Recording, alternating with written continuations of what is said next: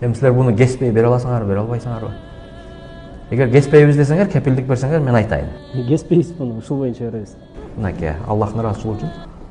Шайлоо адилеттүү өтпөйт. Бул бийликтен адилеттүү деген бул чоң миссия бул. Адилеттүү эмес, адилеттен кичинерек таза деген сөз бар. Жада калса таза өтпөйт. Себеби таза өтпөшүнө мисалдар бар, ишеничтүү. Мен тазалыгынан баштайын.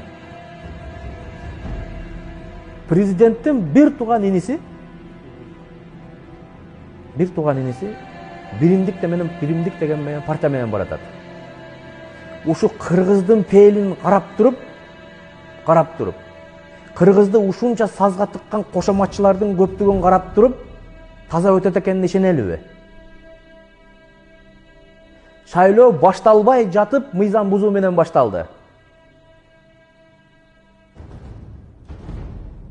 Бир парча кечигип калып, болбой эле күчкө салып киргизип коюшту. Ушунун өзү 20-жылдагы эртең күздөгү боло турган шайлоонун абсолюттук легитимсиздигинин далили. Парламент легитимсиз болуп калды. Бүтө элек шайлоо, бирок легитимсиз болуп калды. Мыйзамдуу жагынан. А эгерде бандиттер үйүнөн урдап чыгып, ур токмокко алып, сен бизге иштейсиң деп аткан фактылардан 1000 деп саналат. 500 сом берем, 2000 сом берем, форма дубаңы тиги жака жылдырып берчи, же бул жака жылдырып берчи дегендер 1000 деп саналат. 10 000 сомго чейин акча таркатабыз деп убада кылып жүргөн фактыларды мен эмес. Президент өзү Совбезде айтты. Азыр бакыт алдап атат деп койгула, мына менин сөзүмө президент күбө. Далил болуп өтүп бере алат. Өзү айтты. Ушул мыйзамдуу шайлообу, ушул таза шайлообу.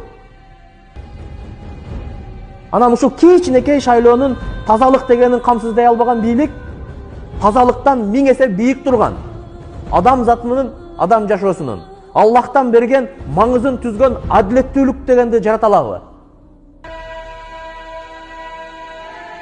Адилеттүүлүк өлгөн жерде акыйкат өңгүрө ыйлап турат дейт.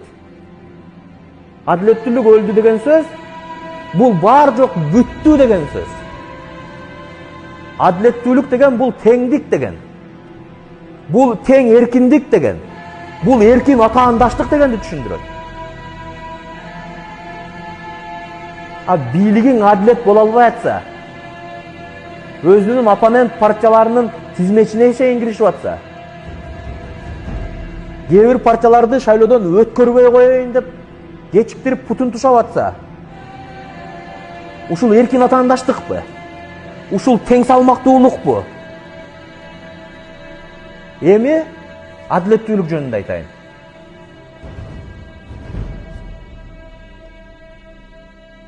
Адилеттүүлүктү тигил же бул адамга байлап берип койгон жери жок. Чындап эле.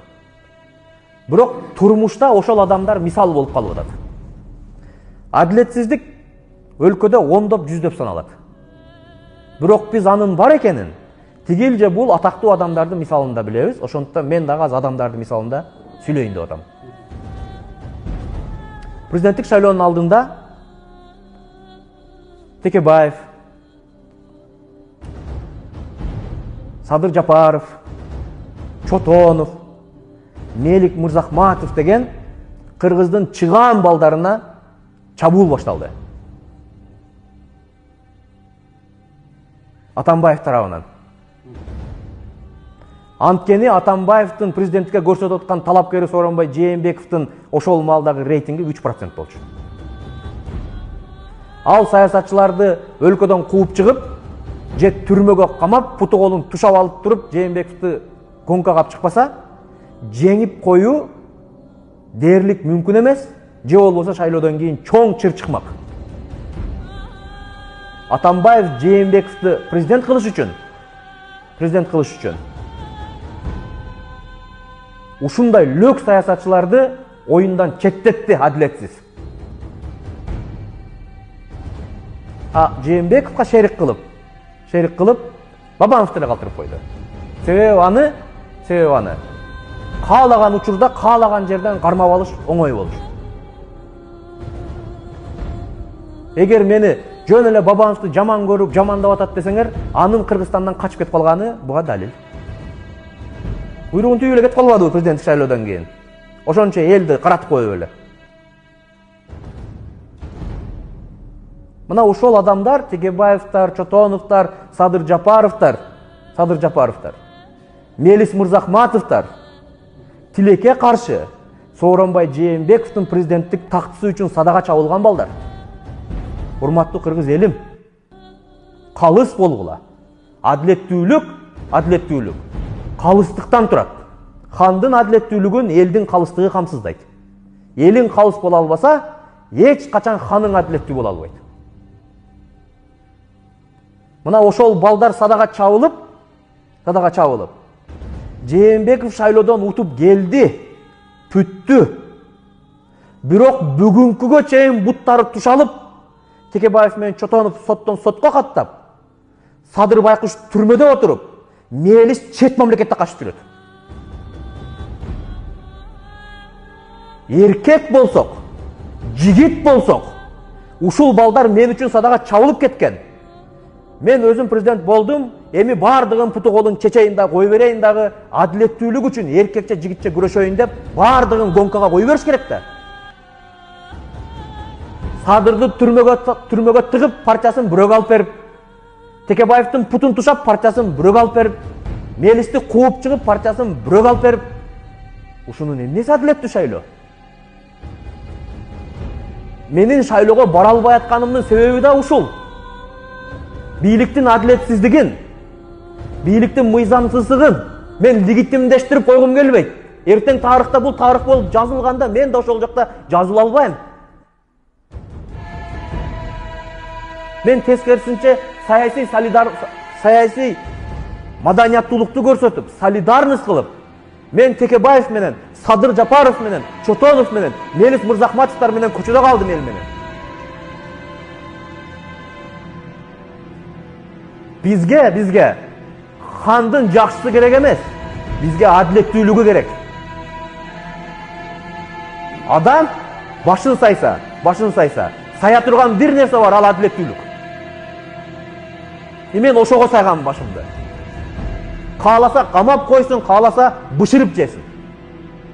Мен элдин колдоосун ала албай, Жусуп Абдрахмановдун кор болгонун окудум. Исхак Разаковдун кор болгонун окудум. Насирдин Исановдун кор болгонун окудум. Бекмамат Осмоновдун кор болгонун окудум. Султан Ибраимовдун кор болгонун окудум. Насирдин Исановдун жөн жерден өлүп кеткенин окудум. Мен дагы ошолордун бири болуп калат экенимди билем. Бирок мен ошолордой болгум келет. Өлүп калсам да. Мына кече коронавирус болду. 20 күндөн ашык оорудум. Кудайдын башка планы бар экен. Калып калдым. Мен аны азыр ушул саясатта болуп аткан план деп билдим. Эгер ошол коронавирустан биздин сыймылыбыз чубак ажы кетти. Не деген гана адамдар кетип калды. Ушул чубак ажыны Аллах ушул алдыдагы шайлоодо катышып калбасын деп бизге даже ыраа көргөн жок. Биз ошончолук дагы мындай бир татыган жокпуз. Татыксыз экенбиз. Ушул чубак ажыдай балага биз татыксыз экенбиз. Кудай алып койду. Ал саясатка аралашып шайлоого барайын деп аткан экен. Биз билбедик, кийин жаңкы шопуру бир интервью берип атып айтты. Барган аткан деп. Көрдүңөрбү? Бизге Кудай эмнелерди гана ыраа көрбөй атат. Ошондо төшөктө жатып чубак ажынын өлгөнүн келдим. Акыбалы меникиндей экен, сүйлөй албай калыптыр.